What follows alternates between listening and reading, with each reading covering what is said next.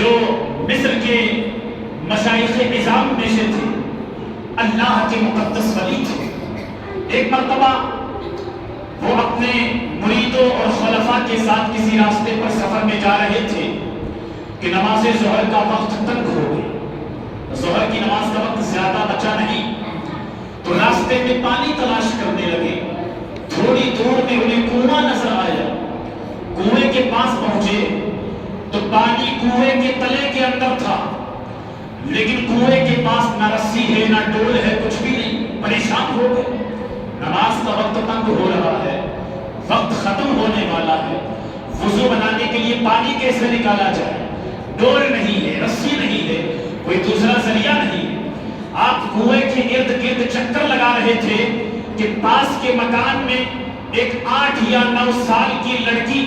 اپنے گھر کی چھت کے اوپر سے یہ سارا ماجرا دیکھ رہی تھی. اور شیخ صاحب کو پریشانی کے عالم میں دیکھ کر اس بچی نے کہا کہ یا شیخ، کس چیز نے تمہیں پریشان کر دیا؟ پریشان کیوں ہو؟ شیخ صاحب نے کہا کہ بیٹا، نماز کا وقت تنگ ہو رہا ہے، پانی تلے کے نیچے ہے،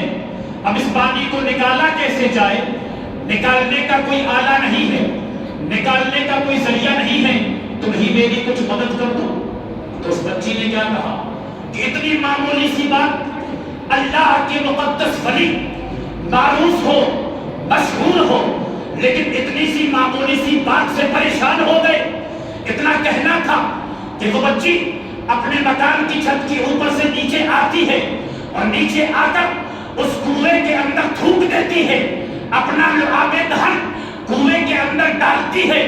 جیسے ہی بچی کا لعاب دہن کنویں کے پانی میں پہنچتا ہے، پانی جوش مارتا ہوا اوپر آ جاتا ہے اور کنویں کے اوپر سے بہنے لگتا ہے. شیخ صاحب اور آپ کے مریدوں اور خلفاء نے وضو کیا، وضو کر کے جلدی سے نماز ظہر ادا کی اور نماز ظہر ادا کر کے اس بچی کے دروازے پر پہنچ جاتے ہیں اور بڑے ہی ادب سے کہتے ہیں کہ بیٹا، تجھے پیدا کرنے والے رب کی قسم، تجھے ہدایت دینے والے اور صراط مستقیم دکھانے والے رب کی قسم، ذرا یہ بتا کہ اللہ رب العزت نے تیری زبان میں ایسی تاثیر کیسے پیدا کر دی؟ تو اس بچی کا جواب سننا. بچی نے کہا شیخ صاحب، میں فلاں درود کا ورد کرتی ہوں، اس درود پاک کی برکت سے اللہ رب العزت نے میری زبان میں یہ تاثیر پیدا کی.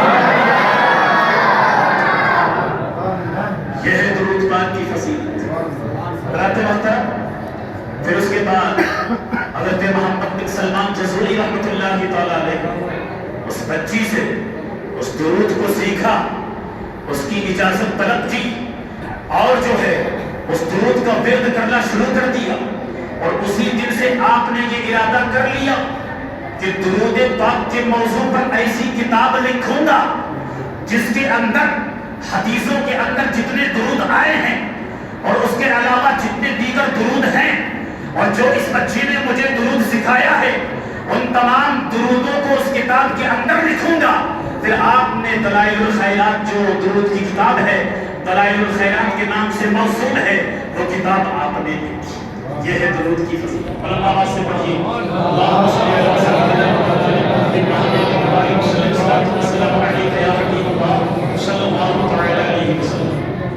حضرات، بڑی خوش قسمتی کی بات ہے کہ آج شعبان المعظم کی 15ویں رات یعنی شب برات، یہ ایسی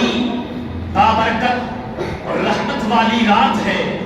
کہ اس رات میں اللہ تبارک و تعالی اپنے بندوں کی دعاؤں کو قبول فرماتا ہے اور جو اس سے طلب کیا جائے اس سے زیادہ عطا فرماتا ہے. اور یہ ایسی بابرکت رات ہے کہ اس رات میں اللہ تبارک و تعالی جو ہے اپنے بندوں کی زندگی میں برکتیں لکھ دیتا ہے اور کشادگی رزق اس رات میں لکھی جاتی ہے. اس رات کا نام ہے شب برات. برات کا معنی ہوتا ہے رہائی حاصل کرنا، نجات پانا. یعنی اللہ تبارک و تعالی اس مقدس رات کے اندر اپنے گنہگار بندوں کو جہنم کی آگ سے، جہنم کے عذاب سے جو ہے بچنے کا پروانہ عطا فرما دیتا ہے. اور اس رات کے تعلق سے حضرت مولا کائنات علی رضی اللہ تعالیٰ عنہ سے مروی ہے کہ نبی پاک صلی اللہ تعالی علیہ وسلم نے ارشاد فرمایا کہ جب شعبان کی 15ویں رات آتی ہے تو اس رات میں تم قیام کرو، یعنی اللہ کی عبادت میں اس رات کو گزار دو اور صبح کو روزہ رکھو، کیونکہ جب یہ رات آتی ہے اللہ رب العزت آسمان دنیا کی طرف تجلی رحمت کا نزول فرماتا ہے اور یہ اعلان فرماتا ہے کوئی بخشش طلب کرنے والا کہ میں اس کے گناہوں کو بخش دوں، ہے کوئی روزی کا طلبگار کہ میں اسے روزی عطا کروں، ہے کوئی مصیبت زدہ کہ میں اس کی مصیبت کو دور کروں، ہے کوئی مصیبت زدہ، ہے کوئی فلاح حاجت والا، ہے کوئی فلاح حاجت والا کہ میں اس کی حاجت روائی کروں۔ رات بھر رب کائنات کے اعلان فرماتا رہتا ہے یہاں تک کہ فجر طلوع ہو جاتی ہے، صبح طلوع ہو جاتی ہے۔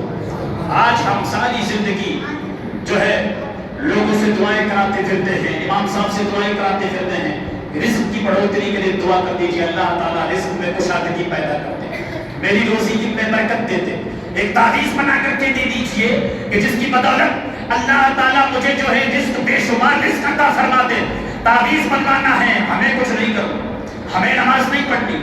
ہمیں محنت نہیں کرنی ہے، صرف ایسا تعویذ بنا دو کہ سارا میرا قرض اتر جائے اور اللہ تعالیٰ مجھے بے پناہ رزق عطا فرما دے۔ تو مسلمانوں تمہیں کسی کی ضرورت نہیں ہے، بس اسی رات کے اندر سچے دل سے اللہ کی بارگاہ میں سربا سجود ہو کر اپنے گناہوں سے معافی مانگ کر رب تعالیٰ سے رزق کا سوال کرو، اللہ تبارک و تعالیٰ اس رات کی برکت سے تمہیں بے حساب رزق حلال عطا فرما دے۔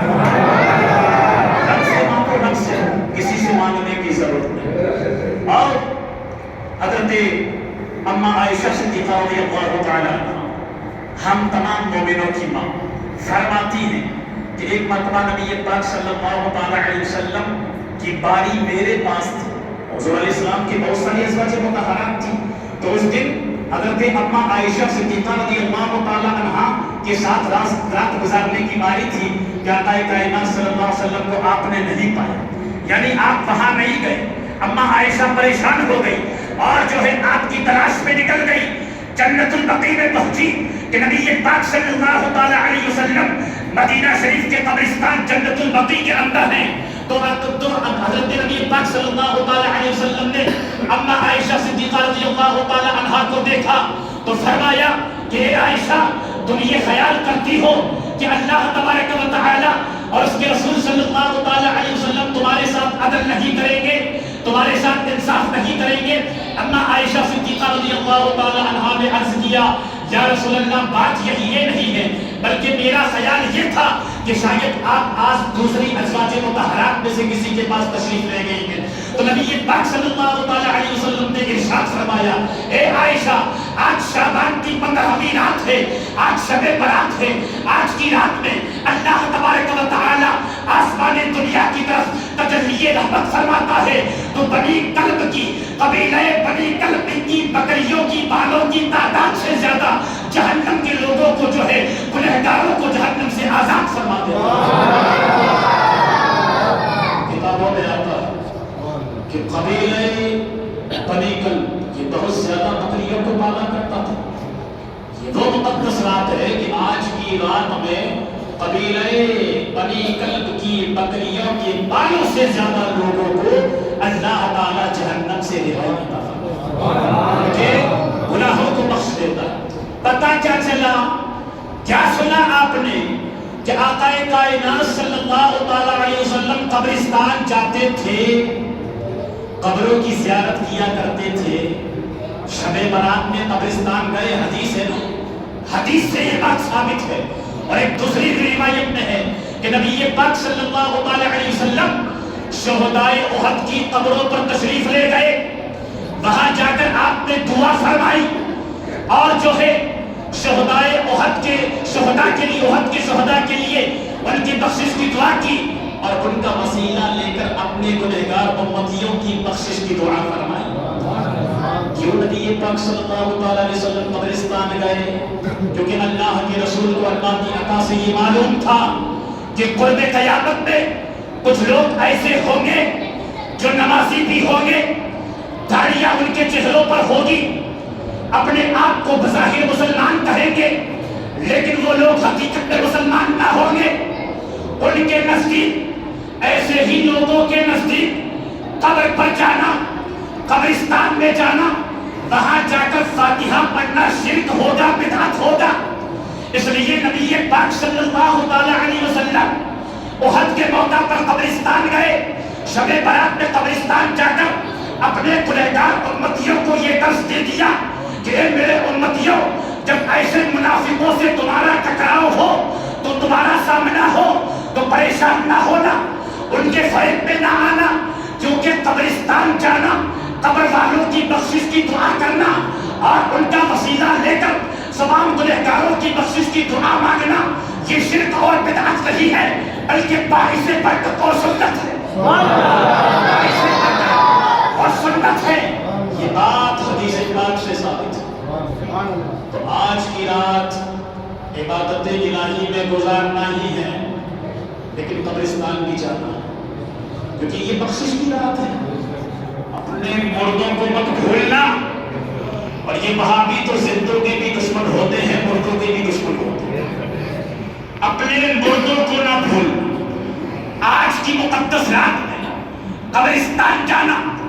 لیکن قبرستان کے آداب کو ملحوظ نظر رکھنا، وہاں باادب جانا، باادب جا کر کے جیسے ہی قبرستان میں اپنا قدم رکھنا، سب سے پہلے سلام کرنا، السلام علیکم یا اہل القبور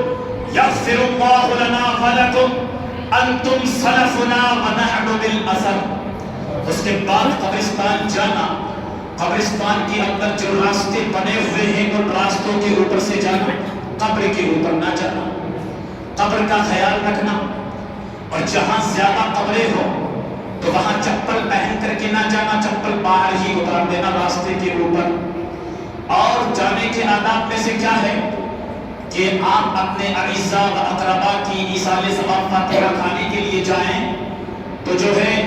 ان کے پائنتی کی طرف سے قبر پر حاضری دیں، پاؤں کی جانب سے، منہ کی طرف سے نہ جائے جہاں ان کا سر ہے، کیونکہ مردہ اپنے آنے والوں کو دیکھتا ہے۔ آپ سر کی جانب سے جاؤ گے تو اسے منہ گھمانا پڑے گا اور اسے تکلیف ہوگی، لہذا پائنتی کی جانب سے جائیں، اتنے دور کھڑے ہو